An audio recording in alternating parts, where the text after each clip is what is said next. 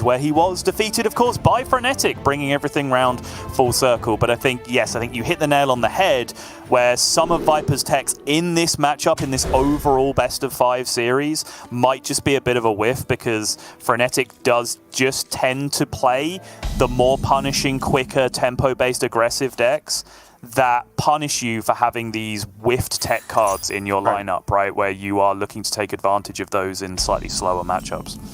We are going to dive into game 1 now, though. Frenetic going to be on that Rogue, Viper on the Quest Mage. And even though Viper is running a tech card too, does have that Magtheridon in there. But again, I do believe Magtheridon's slowly getting to that point where it's not a surprise to see it in the likes of Mage. Obviously, you expect it a little bit more in Demon Hunter, but there are a few decks playing around with that now, and Mage is definitely one of them. But overall now that there's been time for everything to settle down a bit in regards to the recent patch we've had, what do you think of this matchup? Has anything changed, or is it very similar to even the pre-nerf beforehand matchup? I think it's quite similar, yeah. I think overall, using a combination of just playing minions, being threatening, being aggressive to the mage, and having access to Cult Neophyte, Shadow Step Cult Neophyte as well, and just such easy access to Cult Neophyte. If you don't have it in your hand, go fishing with a secret passage, and then you might find it, right? Like, it's very, very common to be able to disrupt any given mage turn. That this is a decent matchup for Rogue overall, and you need to be a real Turbo Quest gamer on the side of the mage to be able to deal with it most of the time. We did see a Varden on-curve game in APAC, which is kind of the speed that you need to go a lot of the times to be able to compete with this. Yeah, with the few combo decks that are left, it is definitely, we do kind of assign turns to quest completion and just general combo, being able to pull off the combo at a certain turn. And yeah, I think Rogue does just go that little a bit faster in general, especially because Rogue doesn't have to commit to the board too early, so that will naturally slow down Viper's quest progression, of course.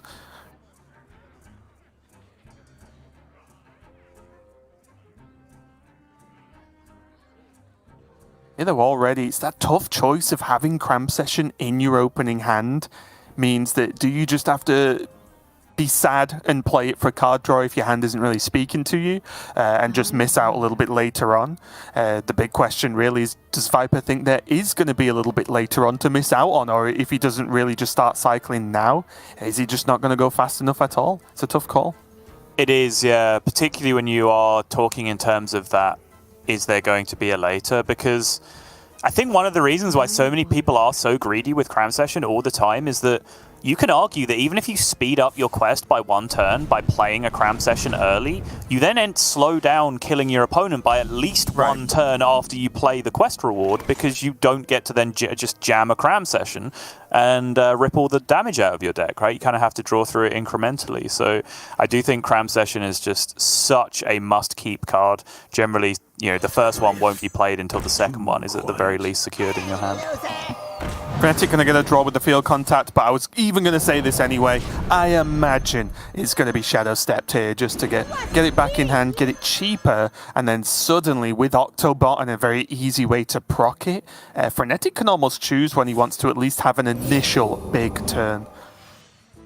Yeah, it's just kind of a perfect turn against Quest Mage, right? Because he made a little bit of progress himself. Field Contact drew a card, and he discounted 2 mana off his Field Contact for the following turn, which is great. But also, he left 0 minions in play at the end of the turn, which is ideal against Quest Mage to really create those frustrating scenarios, shutting down your opponent from being able to make heavy quest progress. And as you mentioned, Neophyte, such a big deal, and not only just a big deal in general to Quest Mage, but when Frenetic backed it up with the power of this turn, Divine Shield Field Contact, the Neophyte's down, there's enough minions on board to actually push a relevant amount of damage, even if 1 or 2 get killed, and it's asking Viper a lot of questions, and with the +1 mana cost that Viper has to deal with, it's going to be tough to answer this turn, or at least answer in a way Viper would like to. And we see that tech card that we were quite heavily discussing previously coming down and does not hit the field contact, which now means the entirety of the rest of this turn has to be allocated with dealing with that field contact. You can see painted on Viper's face how he feels about this. Yeah, he has managed to at least kill it So there are a few things that scare me more than a field contact living through through the turn you want to remove it, but he did manage to clear it off. But as I said, this is a reasonable chunk of damage to be able to just push through for Frenetic. Okay, plenty of card draw if he needs it, but the big question, Sol, did he count beforehand? Is one thief, swindle, like, that's a lot. It is a lot, for sure. We've already seen our fair share of disasters in the European region when it comes to counting over the last week or so, Raven, so I would like to avoid any more. And that can be leveled at players and casters to a pretty fair amount, I imagine.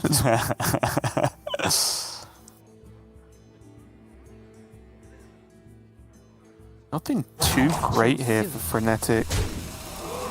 A little bit extreme, but I was even looking at what were the odds of rigged fair game with prep this turn, because is Viper going to damage his face? Is he going to spend 2 mana on pinging? And if he does, is that just a massive victory anyway?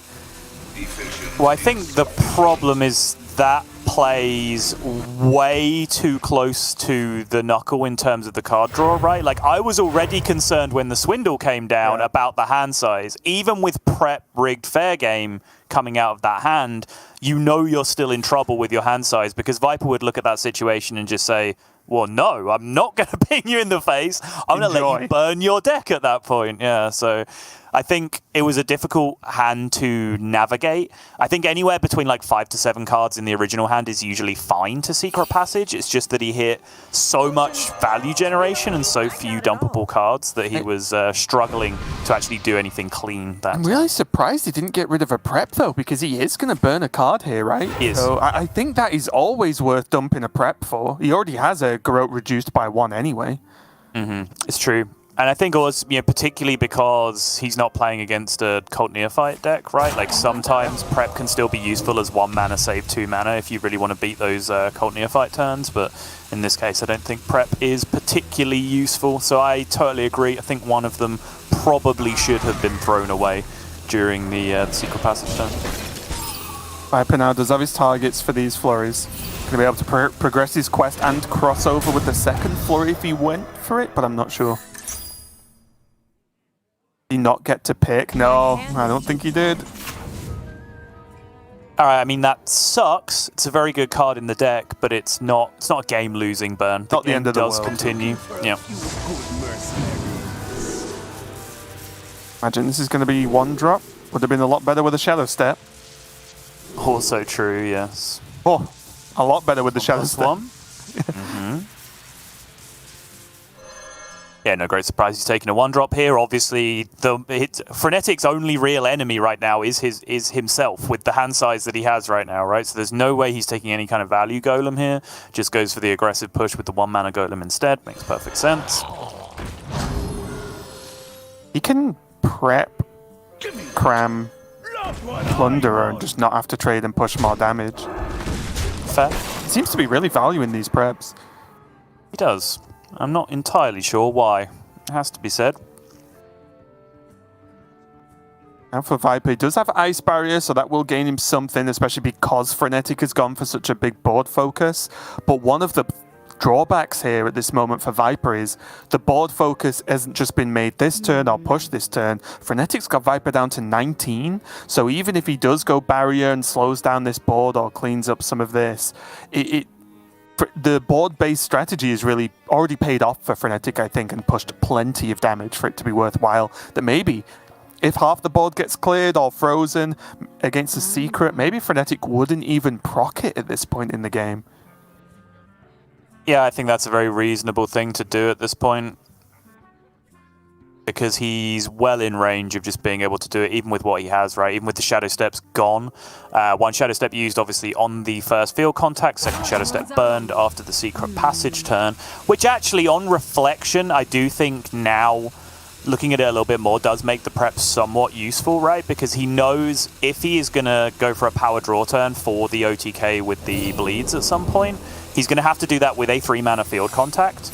And because of the lack of Octobots or Shadow Steps that he has available, or with a Cram Session, right, where he gets a lot of spell damage in play and then plays the Cram Session. Either way, like, Field contact is expensive, so preps to play the Garots are useful in that position. Or if he's going for the big spell damage, I think just the prep to play the Cram Session is fairly useful in that spot as well. Yeah, it's just kind of awkward how it turned out, right? Because if he'd had a Shadow Step, he could just Shadow Step a field contact any turn he wants and then do it cheap anyway. So it's just because of the card that was burnt, but I fully understand it. Obviously, and I think I'm saying that in defense of not using the prep on the previous turn, right? When we were talking about like prep something into Prize Plunderer, I do think the prep should have been used on the Secret Passage turn. Right, okay, sure. That one. Yeah. Here, the Viper's got a Flame Strike, and of course, Dawngrasp now his quest is complete, but as we mentioned, is it just too late, as it often is?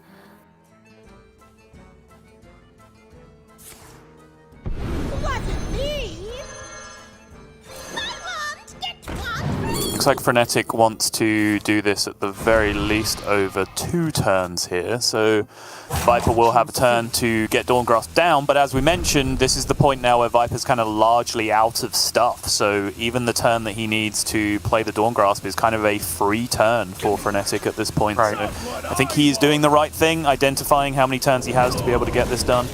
Playing his cards out, trying to get there. We did see the Ice Barrier come down. We did see the attack happen because Frenetic just had it covered with the minions he had left to attack anyway, so there was absolutely no reason not to in that position. But yeah, from that moment, I think Frenetic has understood the dynamic perfectly. I think early on, a lot of players and perhaps a lot of casters as well would be in a position like that. Like, does he have lethal? Doesn't matter. Actually doesn't matter. The better question is, am I ever dead this turn? And the answer is no, right? So Frenetic decided to just take his extra turn here to set it up cleanly for the next turn instead. Yeah, why not make it easier for yourself, right? Like, that's the thing. Yeah. Don't bother about being fancy. Just get the job done. Speaking of which... And again, with expensive field contact, no Octobot, 1 full price Garrote left, the answer, I think, would have been a very decisive no to that question anyway, had it come up. Yeah, Viper being pushed into Flame Strike just gives Frenetic arguably another whole turn if he really wanted it. Like we can see now, he doesn't need it, but he had it if he wanted it just because of the board presence was so powerful there. And Viper just ran out of juice, didn't get Dawngrasp live fast enough. It looks like to me, Subtle, that Frenetic is going to take game number 1. Yep. Prep Garrote and pick your poison to be able to draw your deck from that point. You have a wide variety of ways to do it. He's going to go with the Pen Flinger in the end. Wasn't me, he says. But it was Frenetic picking up the victory here, and he's putting 1 on the board in his seemingly endless war with Gabby for that number 1 position in the standings. Viper, on the other hand, is just beginning to see his playoff chances melt away before his eyes. Yeah, all I had in my mind, I'll be honest, after you said prep Garrote is whatever will bleed, will bleed. Makes sense. That's kind of works. But yeah, that of course means Frenetic's going to get that game number 1, getting off to a great start. And the decks he has left is that Demon Hunter, which is the OTK version, along with the Celestial Druid / Anaconda Druid with all those tokens. So looks to be in a really good spot with those 2 powerful decks. The big question really after this game for Viper is his lineup going to be good enough to get through here? Because it's like, on one hand, Frenetic's bringing the decks we've seen quite often in the past few weeks in the meta sort of prove themselves, but on the other hand, Viper's bringing this kind of weird lineup. He's had his Control Warrior banned, but he has the Libram Paladin that has a good chunk of late game and a good amount of survivability versus the kind of standard decks from Frenetic, as we can see in the form of this Lady Anaconda Druid. Yeah, and I think Viper has moaned about this a little bit, and I think rightly so as well. He was talking kind of about his matchup RNG, which is certainly a thing that does matter, right? Which groups you get put in, particularly for Conquest, where sometimes you'll go with this kind of target lineup and just hope to hit the right pocket of the meta. And he just hasn't in this group, it has to be said, when you look at some of the other decks around him. Certainly, there are other groups which, if you'd have slotted Viper in, his lineup would have been the nuts with some of the decks that other people are bringing. It just hasn't quite panned out this way, and certainly the likes of Garrote Rogue is such a fantastic control buster. The likes of Anaconda Druid is such a fantastic control buster.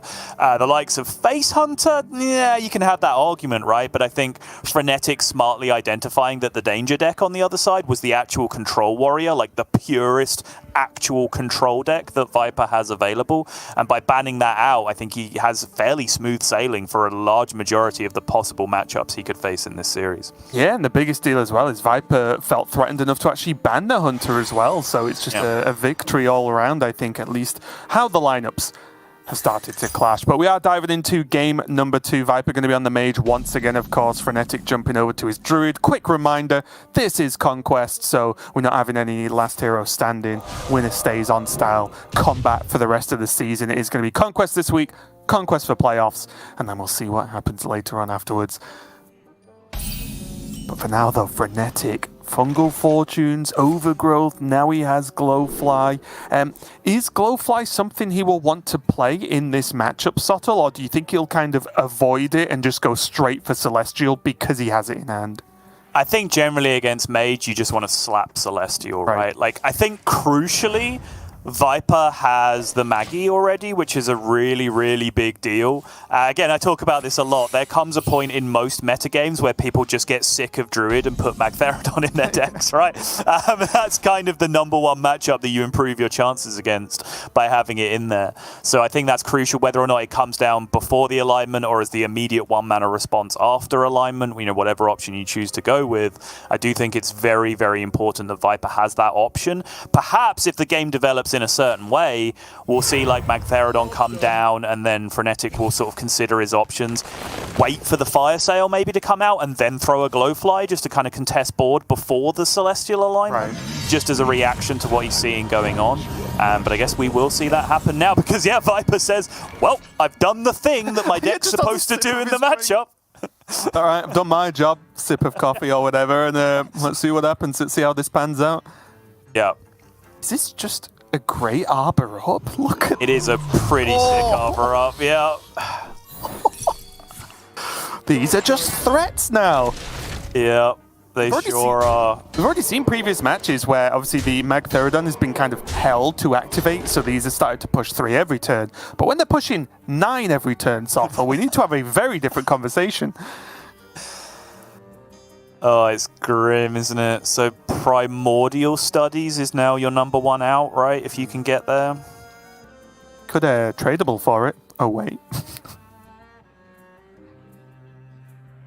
But even Spring Water will only get you back up to 4 mana, so even if you got Primordial Studies into Lab Partner, that's still too much mana to get the Fire Sale to come down. But he isn't dead yet. So he can Spring Water, right? It is of course, unlikely he's going to get dropped this turn, so does pick up a Flurry as well, which is going to help if he feels like he needs it, but he might even... Where is he going with this? Okay. Play Fire Sale now. This draws him another spell, which he will hope is like First Flame, Brain Freeze, or Fire Sale again. Yep, no, that works, right? There's a lot of spells there that actually give him a nice clear on the following turn, right? Any First Flame, and it's just First Flame, Second Flame, Ping. Brain Freeze obviously helps as well, because then he just has Brain Freeze, Ignite, and Ping, for example. Like, there was a lot of spells that just off the draw there could help him out for the following turn. So I kind of like that way of approaching it, honestly. I like it as well, because it's also just efficient quest progression, right? Like, he got the quest done, and then he played the option of a freeze spell, as well as setting him up for potential clears afterwards. But there's Celestial Alignment from Frenetic. Viper, of course, has the Fire Sale, and it looks hard not to do for me here, Subtle. Yeah, so Frenetic here just kind of shutting his eyes and saying he's expecting his opponent to have that kind of clear I was talking about, right? With First Flame, Second Flame, Brain Freeze, Ignite, Ping kind of stuff, right? Some combination of those things. So he feels like he's just ripped the ultimate gotcha this turn with the Celestial Alignment to be able to shut that down. It just so happens that the one card in the deck that can really deal with this situation is exactly the second Fire Sale, and that is what's in hand for Viper. But Viper just considering now, can he leverage this for longer, right? Because he can decide to tank 9 damage now so that he can clear the Anaconda board, the Cenarian Ward board, whatever comes down to follow this up, he can clear it by the merit of those 3/3/1s that he has on board. Yeah, he could even drop in a barrier this turn, right? It does. I think the problem he has with that, though, is it will sort of throw away a freeze from his quest progression, but priority isn't quest progression right now because he won't have the mana to play Dawn Grasp, and he already has a Brain Freeze in hand anyway, so I actually think I like the Ice Barrier here. Skip the turn, effectively, because the damage, at least just from these minions, will roughly equate to the Ice Barrier, and then review next turn. He did end up just killing one, though, I'm surprised. Yeah, a little surprised too. Frenetic, understanding the dynamic though, he's not taking the bait. He is just going to rip the card draw.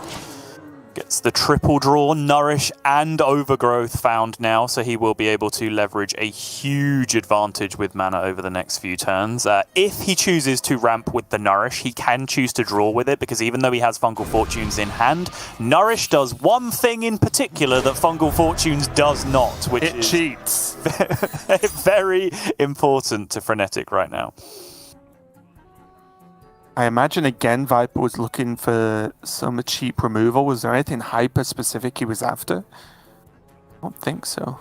No. Just seemed unhappy at the offers, but I'm not actually sure what he was fishing for in the first place.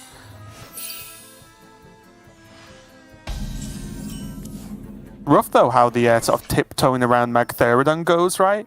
Because yes, Viper gets to hold Magtheridon for a big board, but Frenetic gets to draw his deck and ramp, which means he can probably make 2 big boards. Claw Machine is a little spooky here for Frenetic, remember, because of the Devolving Missiles that he knows his opponent plays. But I think he is just going to choose to throw it out on board anyway. And I think, honestly, it's pretty good timing, because your opponent does not want to play Devolving Missiles on this board, right? Like, that's very counterintuitive because of the warders that you have in play that need to be killed and not transformed to wake up that Magtheridon.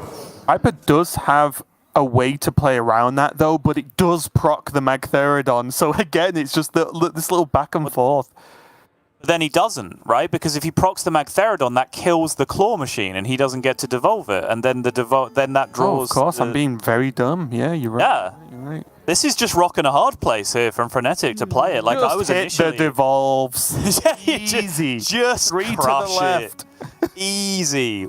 Easiest 1 in 9 of my life. But yeah, I was initially a little bit worried about playing the Claw Machine myself. I'm like, oh yeah, Devolving Missiles in the deck. Interesting tech from Viper. Wait a minute. Actually, the more you think about it, you're actually just like, yeah, go on then, mate. Feel free. Yeah, the more it's Devolving Missiles in the deck too. Oh, Devolving Missiles in the deck. Okay. Yeah. If he does clear this and summon Mag, he does then have Devolving Missiles for the return board for Frenetic, though. So again, Yes. it will just go in some kind of infinite circle going on here.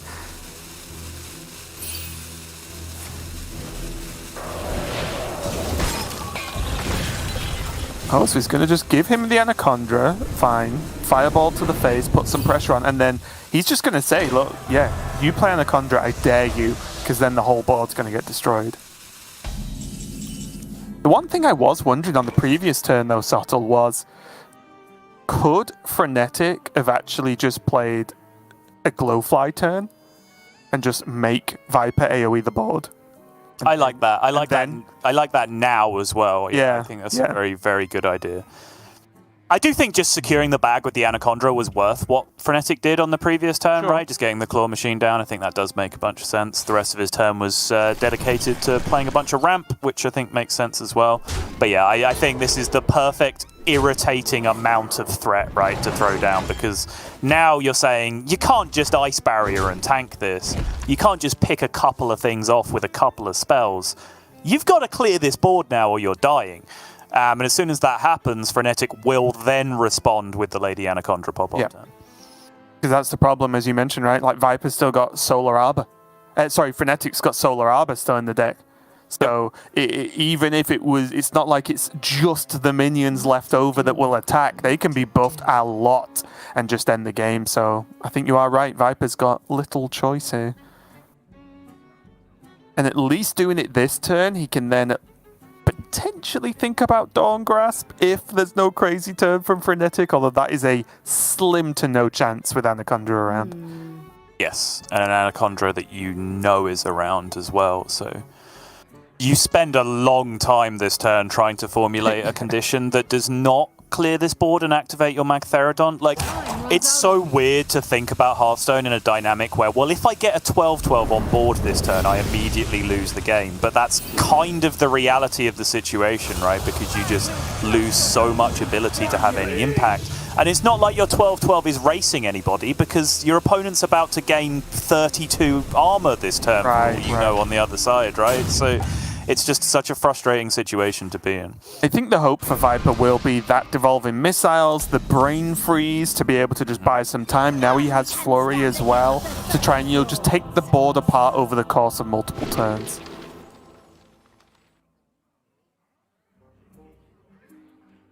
Viper shakes his head, but don't forget also, this is part of the reason why he is in this position. Rewind a week or two ago when it was 3 Anachondras on curve, 3 concedes from Bly's from Viper's lineup that even allowed him to have this big push to even be looking at playoffs now. And Anachondra, it's a frustrating card, it's an incredibly powerful card, but I don't think this can really be labeled as one of those Anachondra blowout games. I think this has been a very interesting back and forth fight for dominance from a double combo deck perspective, I suppose, as they've tried to navigate their way through this mid game. And I think Frenetic has just had a little bit more finesse when it comes down to it.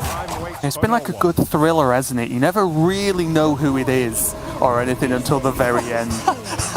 Hang on a second.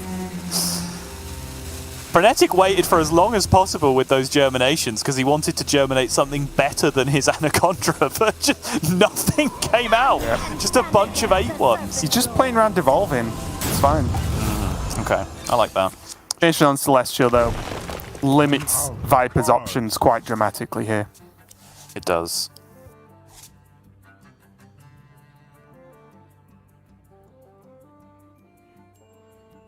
You have given your opponent 1-mana Dawn Grasp at this point, of course, but I'm sure Frenetic is 100% aware of that. He's not particularly bothered about it. What to do? What to do?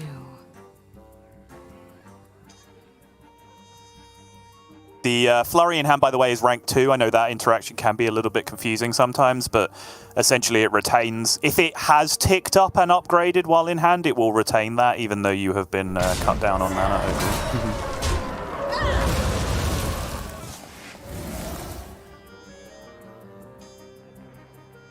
Really rough timing as well for Viper because that is a full mana prime in the deck now. So in any world he lives for much longer if he could destroy complete whiff with that 9-mana prime.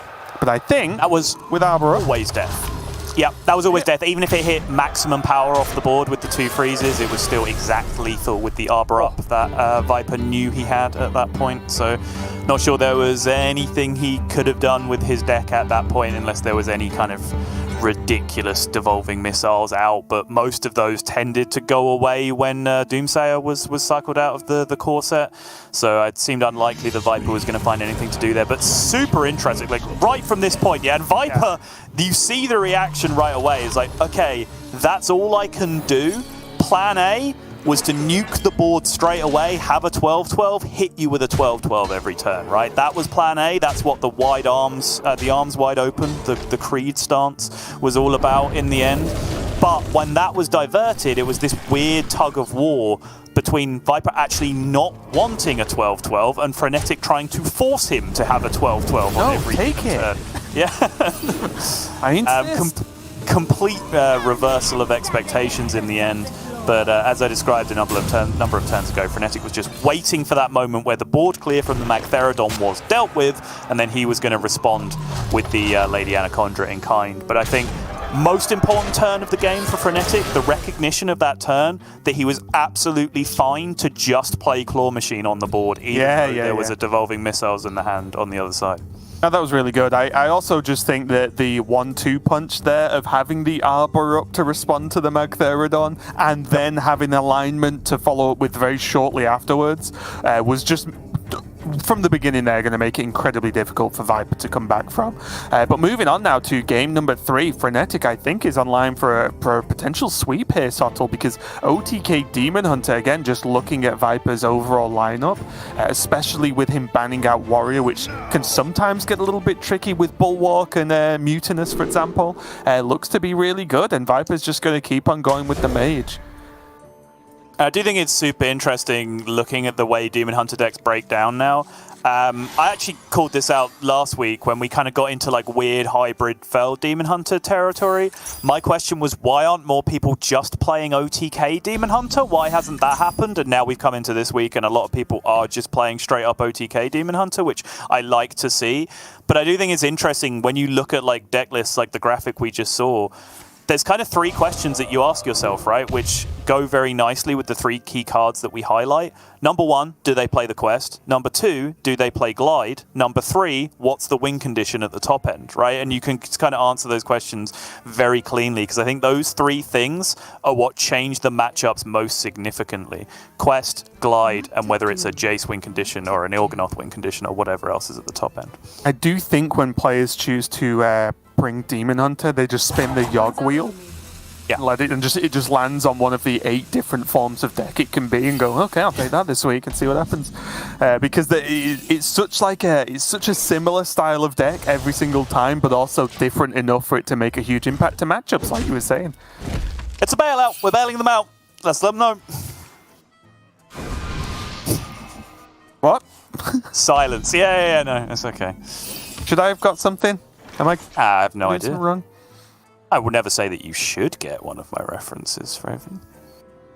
Probably better for me that I don't. Yeah.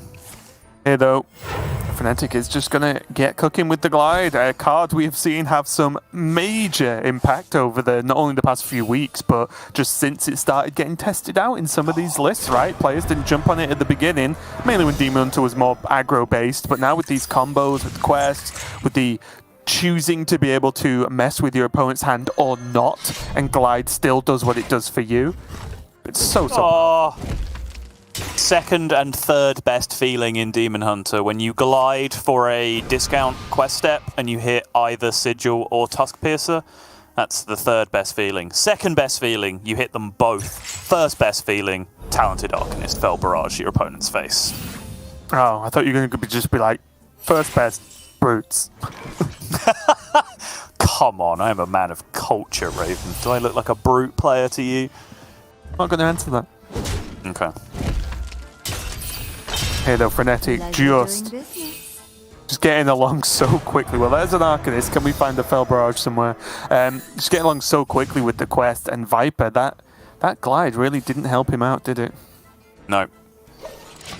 Frenetic even just ditching the Immolation Aura here just to make room for some additional cards. Has 0 mana Illidari Studies on the following turn, so any source of card draw from Illidari Studies will be playable on the following. But he does still need an additional amount of card draw. And this is unusual, I would say, for the pure OTK Demon Hunter. It's quite rare, I think, that you get 3 smooth quest completion turns back to back to back. There's usually enough other cards in there to interrupt all that card draw that sometimes you have to take a turn off. Not to mention, sometimes you're in a matchup, believe it or not, where your opponent pressures you to the point where you can't just spend all your time drawing cards. But Frenetic has not only had a smooth draw, he's got a smooth matchup here as well for the OTK Demon Hunter, which is kind of the story of the series that we've been laying out, is most of the available matchups in this series are smooth matchups for Frenetic. Yeah, Viper just trying to formulate some kind of plan, and it's just, again, if this was Fell Demon Hunter, I think the matchup looks very different, and there are more options for the mage, but because of the type of Demon Hunter it is from Frenetic with this OTK, it becomes very one-dimensional, and we can see Viper clearly frustrated, but at least with a bit of a smile on his face with the glide. We've all been there, we've been on the receiving end of it, we've seen it plenty of times in Grandmasters, especially if you watch the Asia-Pacific region recently. And it just keeps doing what it does. It's just Kurtrus ready to go on 6. Pretty fast. My quest, my revenge, it all ends here!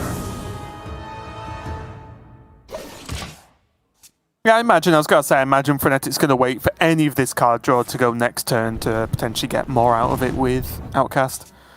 Yeah, I think this makes the most sense. Obviously, he could double jump right then and there, but then he draws an outcast card that it will be difficult to outcast next turn. He also increases the difficulty of outcasting the spectral sight that he already has available. As it stands right now, he's giving himself a good chance to draw a playable off the top, play the playable, then play the spectral sight to draw 2, then play the double jump, then draw the other outcast card that he draws off the double jump, and everything will sequence out very nicely. Yeah, and really good for Frenetic as well is that he did have that full mana Il'gynoth. He managed to chuck it back in the deck, and now Kurtrus is down, so he's going to be very happy as these combos become much easier to do.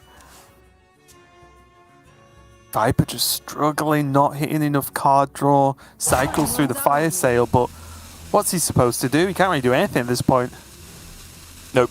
And every turn you no can't do answers for anything, you just know you're going to die soon against Demon Hunter.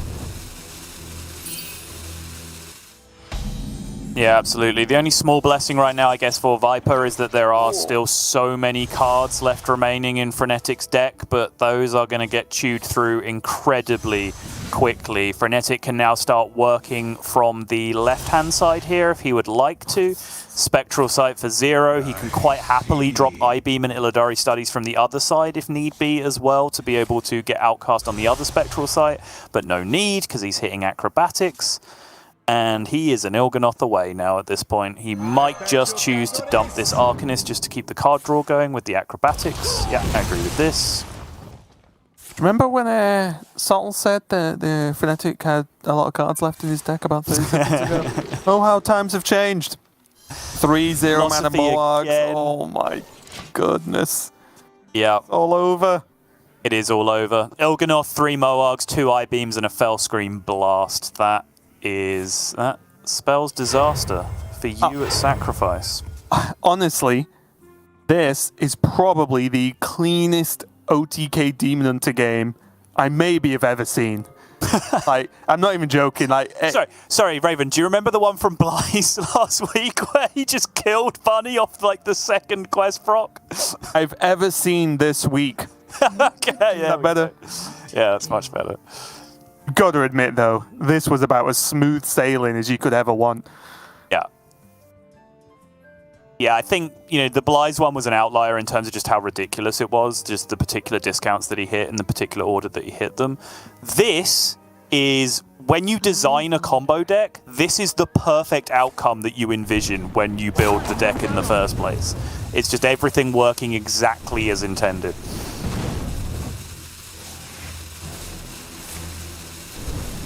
Viper just going to do what he can. Just going to push some damage. Hope that, we've already seen today in APAC that sometimes Il'gynoth is bottom 2.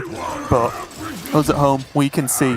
Triple Moarg was that Il'gynoth. Now he has the spell damage as well from the Guild Trader. Whatever he wants, whatever he needs, that's going to be the game for Frenetic. And he's going to move on to tomorrow. And Viper, Sottle, is going to be done for the week. He is, and I think that also means we will await 100% confirmation on this, but by my count, it also means that he is done for the season, and I think that removes his outside shot at taking playoff spots at this point, which means that he will have one of those mid-table finishes. Again, no threat of relegation for Viper. He did his work on that front in the last week or two, but he did still have those outside hopes of a playoff spot, which I believe have now been removed by Frenetic, who is just continuing to wage war with Gabby. It's not an entirely fair fight. It is a little bit, rifles against bayonets on one side or the other, because Frenetic started with a 5-point head start and is now trying to come from behind to be able to catch up from Gabby. But I do think, that first position for both of them does, make a little bit of a difference in their own mind, and I think they are scrapping it out for that spot. Just look at what both players could achieve as we check out the final results from Group C. Gabby can say he just strolled into his first season of GM, laughed at everyone, walked off into the sunset or whatever, like he pretty much said he was going to do before GM season even started. And then also for Frenetic, he can win Season 1 and then at least finish first in 7 weeks of competition of Season 2 over all the other GMs. And